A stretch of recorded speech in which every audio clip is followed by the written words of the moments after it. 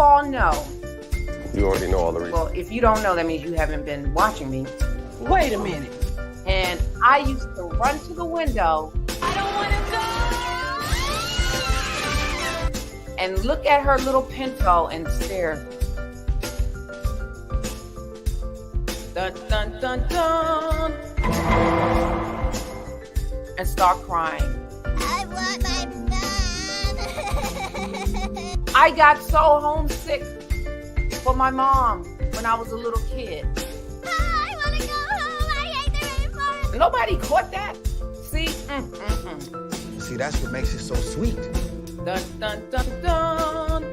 Oh my goodness. Oh my goodness. So listen, what clothes should I wear? What socks should I wear?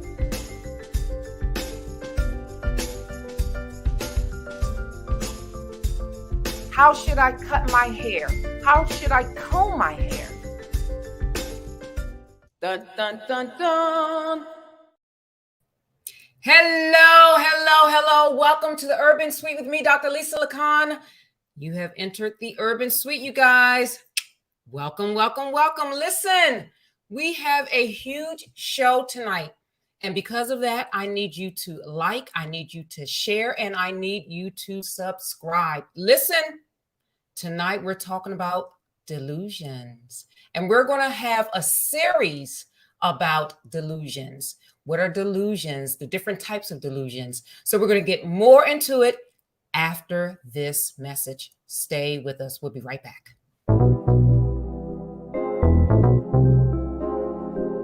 You are entering the Urban Suite with Dr. Lisa Lacan.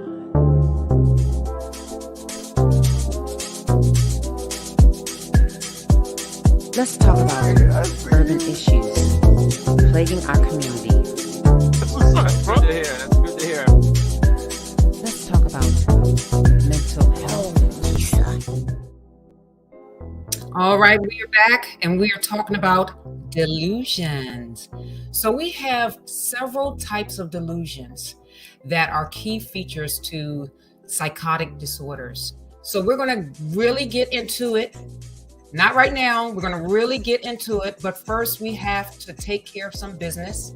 That would be the missing persons as well as the BMI spot. So after that, that's when we're going to really get into what delusions are. Stay with us. We'll be right back. Urban Tools for Change Network is sponsored by Bless Ministries Incorporated, BMI, the premier workforce development agency in the state of New Jersey. We are here to serve you. If you have a history of being on parole, if you are on probation, if you are an adult with a disability, if you are a youth with a disability and you're looking for employment, come check us out at 973-733-WORK. So again, BMI sponsors Urban Tools for Change Network.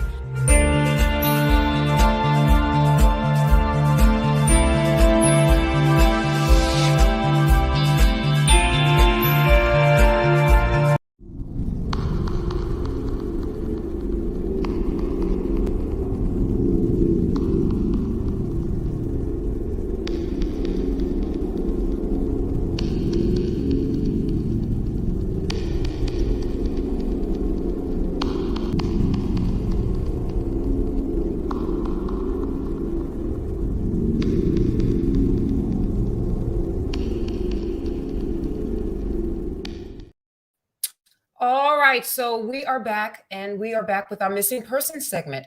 So for you all that are new to Urban Tools for Change, each week when I do a scheduled live, I have to highlight a person that is missing. So this week is no different. All right, so who do I have? Who do I have for this week? I have Miss Jamira Davis. She's been missing since September the 12th, 2022, and she's been missing from Baltimore, Maryland. Listen,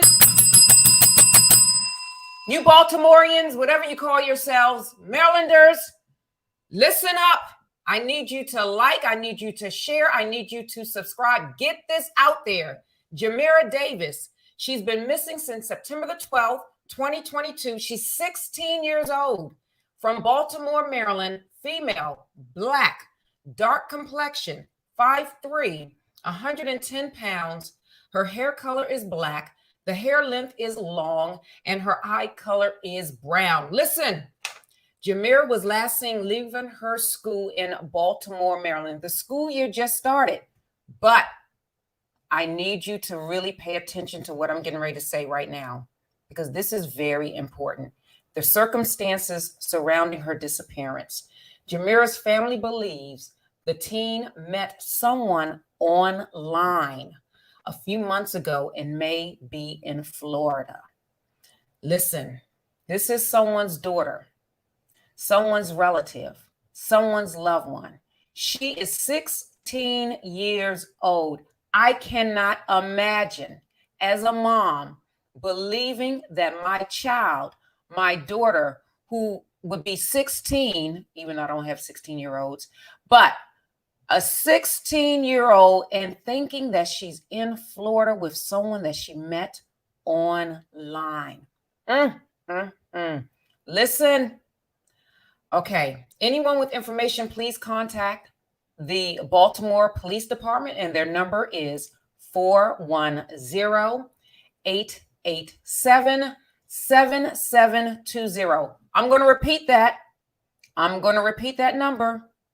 It's 410-887-7720, and that is the Baltimore Police Department, or you can call BAMFI, Black and Missing Foundation Incorporated, at 877-97-BAMFI. Listen, let's bring Jamira Davis home.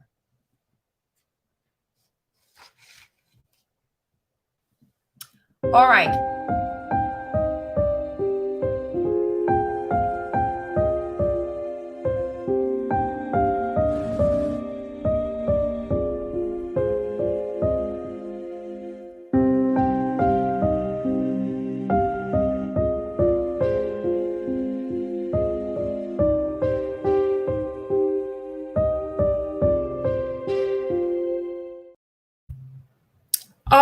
All right. We are back and talking about delusions. We're going to get into it.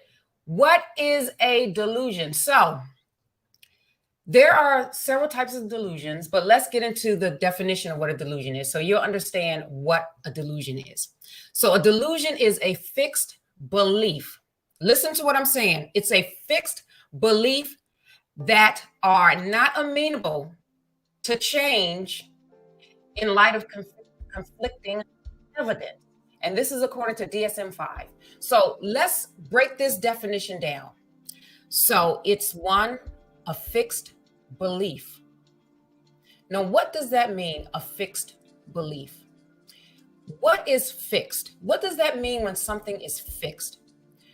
When something is fixed, that means it cannot easily be removed without some power, without some force. Like my teeth are fixed to my gums. And in order to remove my teeth or my gum from my gums, you have to use some type of force. So it's fixed. So this person, I'll say Diane, she believes what she wants to believe because it is fixed.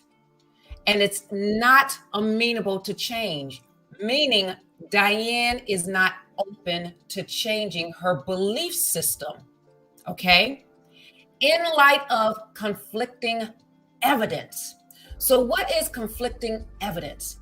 Conflicting evidence is having perhaps a couple of witnesses that are there that say, no, Diane, that's not happening. No, Diane, that did not happen. But because Diane has a fixed belief system, it's very hard for her to change her mind. And that's what it is. It's your mind. Now, oftentimes these psychotic disorders are due to what? It's due to your brain oftentimes being impaired. You have to really think. Your brain is a major organ, just like your heart, just like your skin, just like your lungs. And what can happen is your brain can malfunction.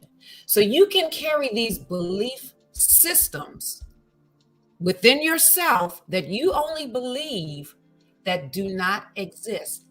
Even if someone said, no, that is not true, that does not exist, Diane will still believe her belief system.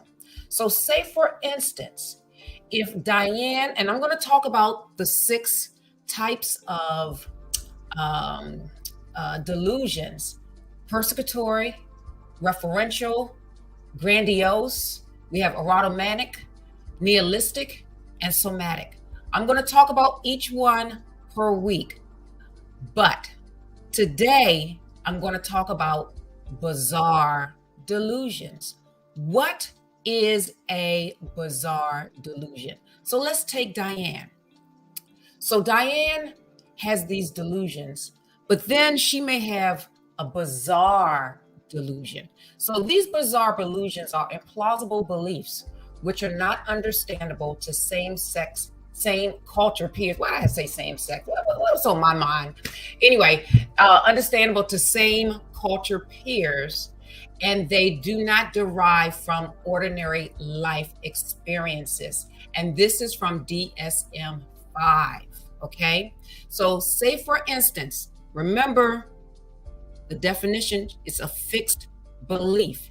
So a bizarre delusion is this.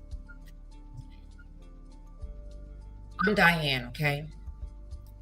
And I'm telling you a story about what happened to me last night. Diane would say, I'm lying in my bed and this man broke into my house. And when he broke into my house, I saw him take his heart out, and then he took my heart out, and then we exchanged hearts. So I don't have my heart. My heart is not my heart. My heart is this other guy's heart in my body. I'm not operating with my heart. I have someone else's heart in my body. Now that's a bizarre delusion. All right. So say, for instance, what is a clear evidence of someone having a heart transplant? What would you see if someone had a heart transplant? You would see a scar. That's right. You would see a scar. But on Diane, there is no scar at all. And you would try to rationalize with Diane to say, listen, Diane, what about the blood? If you all exchanged hearts, there's no blood. Where's the scar? See, that's the evidence that it didn't happen. However, Diane is so fixed on her belief that whatever you tell her, whatever you say, she's not going to believe you, because in her mind, a man came in her room. In her mind, this man took his heart out of himself and took Diane's heart out of her, and they exchanged hearts. I think that's appropriate music for this. Because it does sound it's bizarre. It really is bizarre. And oftentimes people diagnosed with this disorder, it's very challenging, again, because it's fixed. It is fixed. They really believe it. They believe that perhaps someone exchanged their eyes, that those are not their eyes, that they have someone else's eyes. They believe that, their lungs may not be their lungs. It may be someone else's lungs. This is what they believe. And it's because it's fixed, it's very challenging to to treat this disorder. Now, you can treat it with antipsychotic medication, maybe some type of antidepressants or things of that nature, but you're not really touching upon what's happening organically in their brain. So what's being talked about now and circulating is cognitive behavioral therapy, because cognitive behavioral therapy really deals with those issues. So you can try to unfix those belief systems that the Dianes of the world that they have. Because at the end of the day, if Diane really believes that, and she doesn't believe the evidence to show that that is not true, what are you going to do? What are you going to do? Dr. Lisa, so Yeah. do they think this is more like a physical? What's the causes of bizarre? Well, these are some key factors with people who have schizophrenia. So schizophrenia could be genetic. Schizophrenia could be induced from stress. Most people who are diagnosed with schizophrenia, the onset happens typically in the early 20s, prior to your brain being fully developed, like your frontal lobe and things being fully developed. So it could be a number of things, but within schizophrenia, and I'm going to talk about schizophrenia, you have these delusions that occur.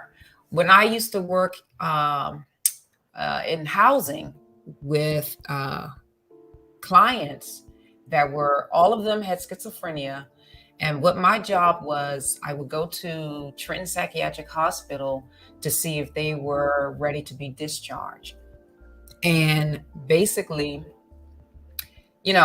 just because you have those thoughts does not mean that you can't function in everyday life. It may hinder you. But what happened was, the clients came into the home, and some of them were so preoccupied with these thoughts that one felt that, there was a person coming to get them, someone may have been in their closet. Well, we looked and there's no one there, no one in the closet. The place was 24 hours. You had to be kind of buzzed in a sense. So we knew that that person had these delusions because it sort of ties in with a person who has schizophrenia. But again, the onset of schizophrenia typically occurs 18, 19, 20-year-olds. So that college age, if you see a person who's highly stressed out, sometimes this person may go into the military, highly stressed out. They may go to college, highly stressed out. And these are coping skills and coping mechanisms to them that will, in the sense, have them feel safe. So with schizophrenia, well, excuse me, but do they prescribe medicine for that, like for schizophrenia? Well, they do, antipsychotic medications. But again, that doesn't really curb the delusions in a sense. And oftentimes it just numbs you.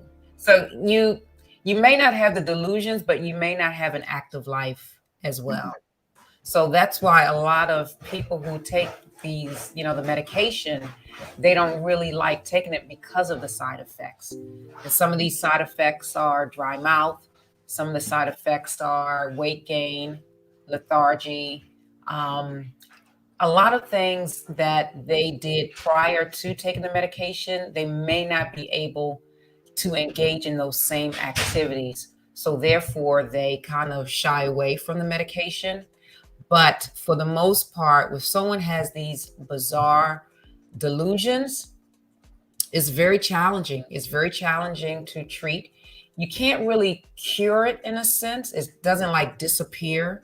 When I think of someone or something being cured, that means it no longer exists.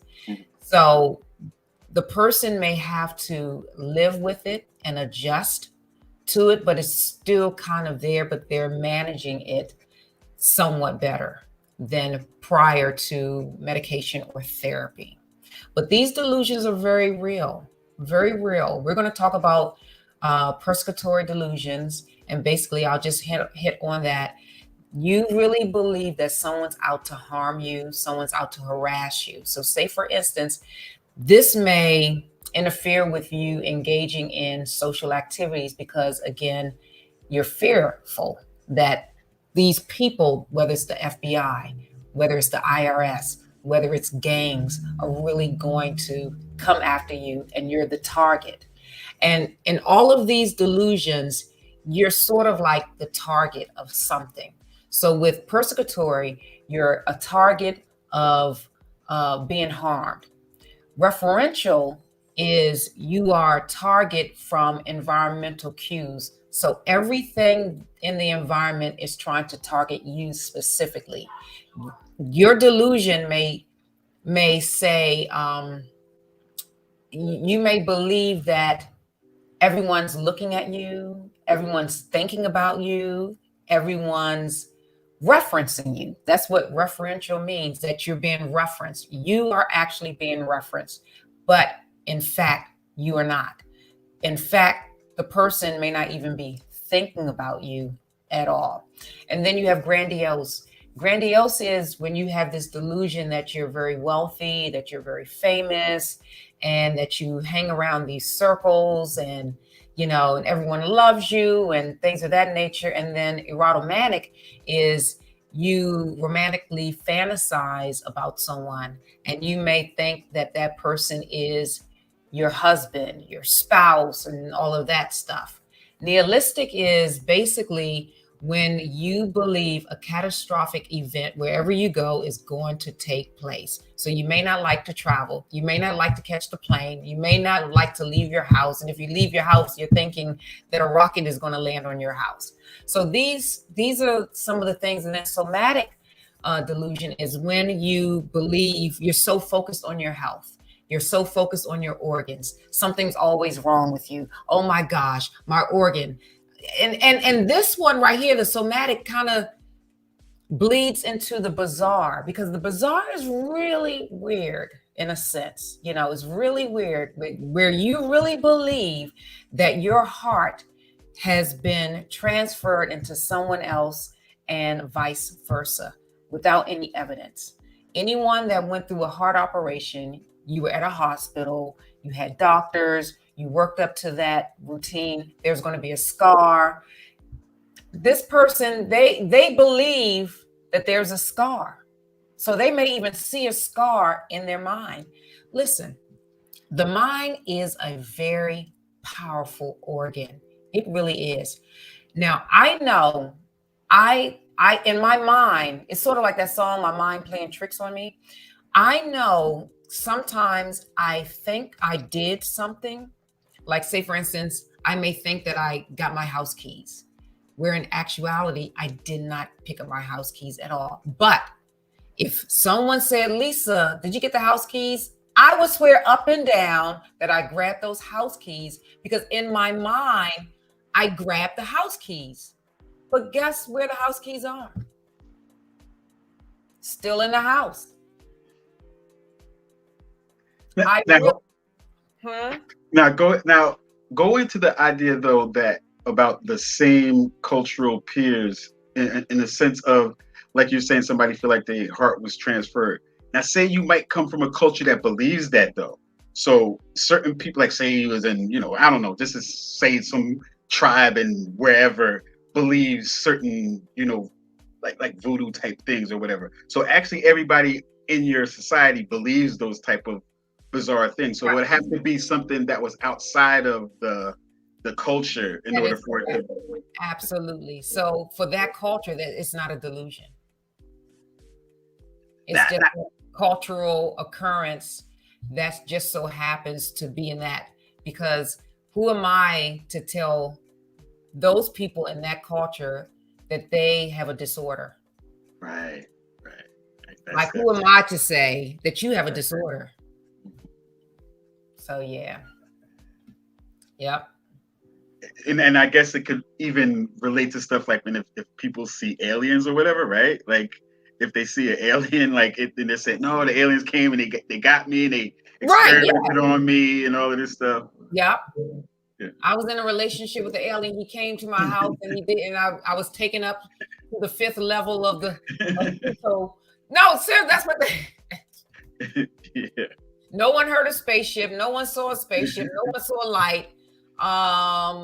There's no evidence that you were kidnapped by a spaceship. But when we were talking before, you also mentioned that bizarre delusions can affect other types of delusions. Like for instance, like with the grandiose, for instance, I know like there might be people that believe they in a relationship with Brad Pitt or something like that, and they'll swear up and down they had dinner with Brad Pitt last night. So that's the bizarre delusion mixing in with that, or the erotomatic. Not necessarily bizarre. And the reason why it's not necessarily bizarre, because not that that person did have dinner with Brad Pitt, but it's not bizarre because that could happen.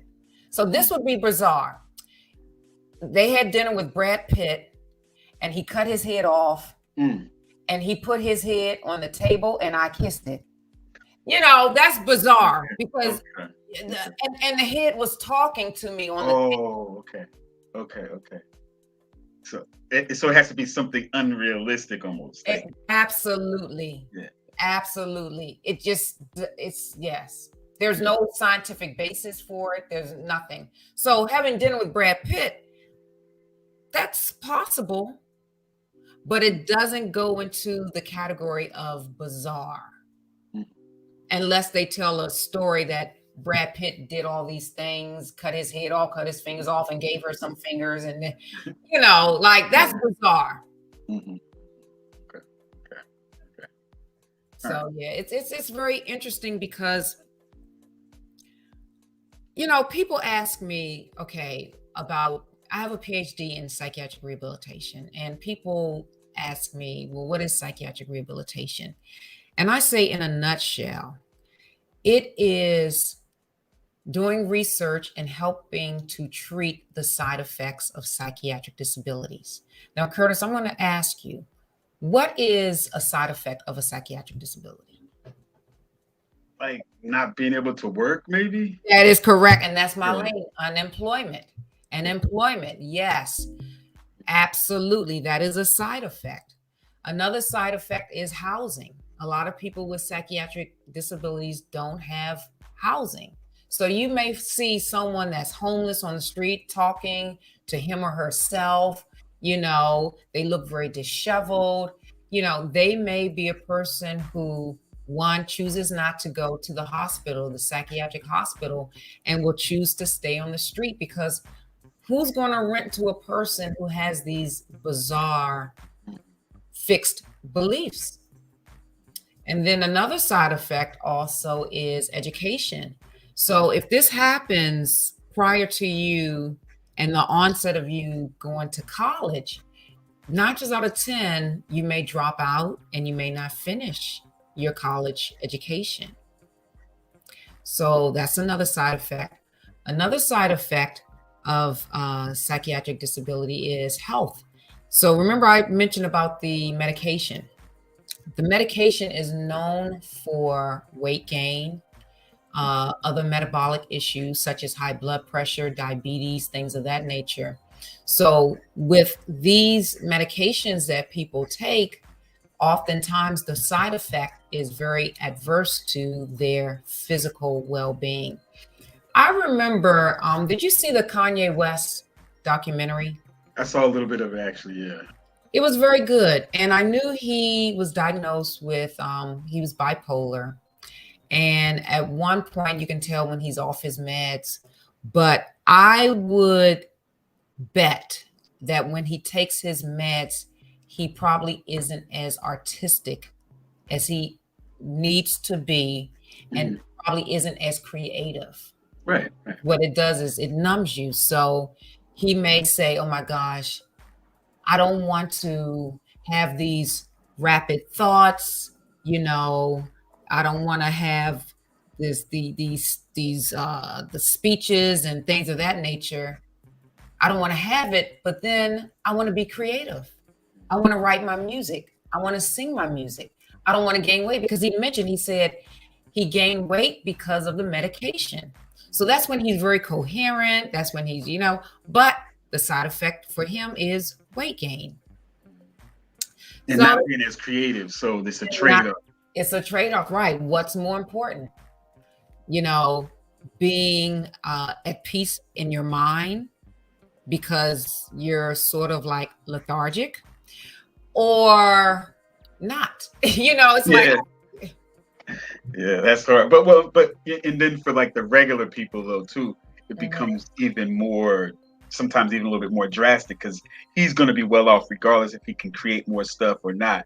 But like the person on the street, they're making a decision between being able, like being lethargic and gaining weight, or having a house. I mean, or being able to live somewhere and have a job. You know what I mean? Sometimes that trade-off is better. Meditation and all that. Exactly. So we're going to really get into all of those types of delusions, but I just wanted to set the foundation about the bizarre delusion and what the bizarre delusion, what that entails, because it's very fascinating, very fascinating. I think it was very fascinating working with the population of those that are, diagnosed with schizophrenia, going into the hospital. I remember I worked with Rutgers University, their internship program. So I took an intern to Trenton Psychiatric Hospital, and it frightened her. It frightened her. Now, it didn't frighten me because I was used to going there, but I could tell that they sensed that she was uncomfortable, because it really looked like this. I'm not lying. It looked like this. They were like, ugh. Like, who are you? Like, she was new. She looked like fresh meat, I guess. So it's really something to behold, but it's sort of sad because people forget that your brain is a major organ. And I explain it to people, and I always tell them, listen, sometimes your heart doesn't malfunction as it should. Sometimes your lungs don't malfunction as they should. And sometimes your brain doesn't malfunction. So sometimes you have, issues with your brain, and the signals aren't there. And if they're not there, your brain is very powerful. So your brain is always active, unless you're like in a coma or something like that, and you're, brain dead, so to speak. But hearing my voice, seeing the color lipstick I have on, looking at my backdrop, your eyes is registering everything coming in, and then your brain is working within seconds, so you can see the color, so you can see and hear everything. It's amazing. Now, before we actually go out, you one thing that you always talk about a lot, and it relates to a lot of these subjects, is the topic of fear. And next month, as we know, we're getting into the fall now, so we're going to be coming up on what people refer to as spooky season and stuff like that. So I know you were going to be actually talking about fears a little bit. Could you explain that too? That's going to be coming up in the next. Yeah, so next month is October. Can you believe next month is the 10th of the year? I mean, this year went so fast. I was just in Hawaii bringing in the new year. Right. Oh my gosh. And this is the 10th month. So, I wouldn't say celebrate, but we engage in the activity of Halloween and things of that nature. But when you really look at it, it really is to strike fear into people with the face mask and the things of that nature, the Halloween Eves or whatever they call it. And we think it's really cute and fun, but really underneath all of that, it's really instilling fear. It really is. And fear comes from different places. I talk about, the bear effect, beliefs expected as reality. Because again, remember, even with delusions, these are fixed beliefs. And then with fear, it's beliefs expecting as reality. So you have these expectations that you think will occur based on your belief system. And then what you do in essence is you retreat. Because with fear, you have no power. In fear, you hate something. And in fear, there's no love. It's just, So we're going to really talk about fear and what it can produce or not produce in your life. Because if you have fear, like for me, I fear roller coasters. Mhm. I'm not getting on a roller coaster. There might be a specific phobia of fear of roller coasters. Actually. I don't know. I may have to look that up. But I would only get on a roller coaster if one of my children, which this is not going to happen, if one of my children were too short or had to get on a ride and they were crying, "Mommy, please get me on this ride," I would get on just for them. But I'm not going to volunteer, go to Great Adventure and be like, yeah, I can't wait to get on that Superman roller coaster. Woo! Woo! No. Yeah.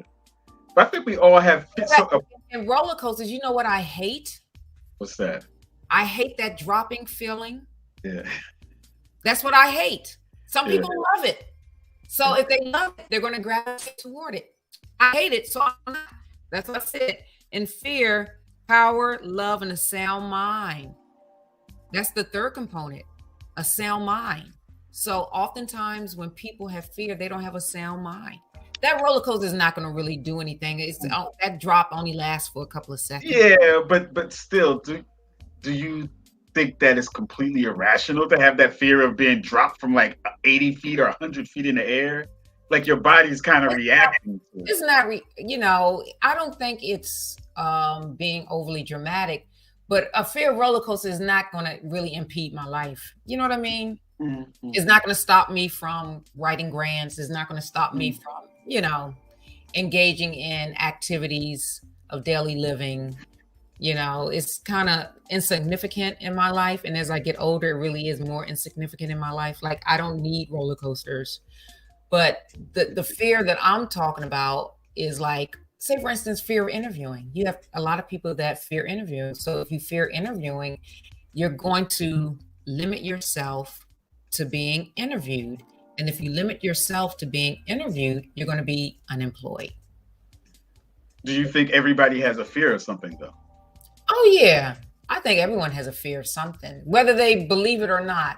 Now, some people have this positive anxiety, like they get ramped up and I think even some celebrities, from what I have heard prior to them having a show, they get a little, fearful, but then they just go for it. Like, it's like, oh, it's a rush. Yeah. But so, even if somebody might be like afraid of, we have an answer. Oh, I don't even know how to pronounce that. Velostrophobia is the fear of. I have that. I have velostrophobia.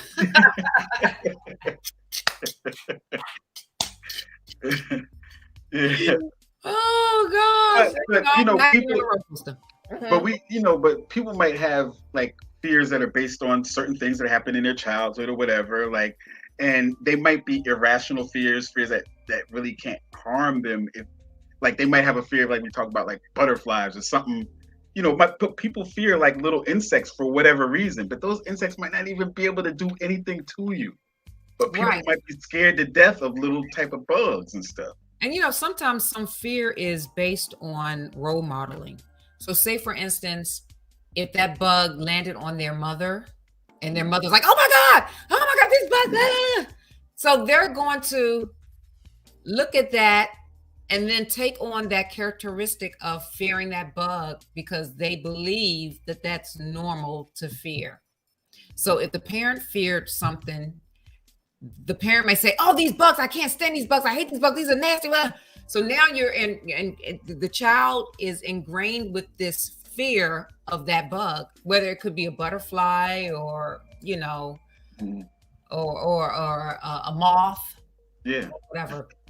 But yeah, so listen, my urban nights, it is time for Dr. Lisa to in this thing, but I want to recap.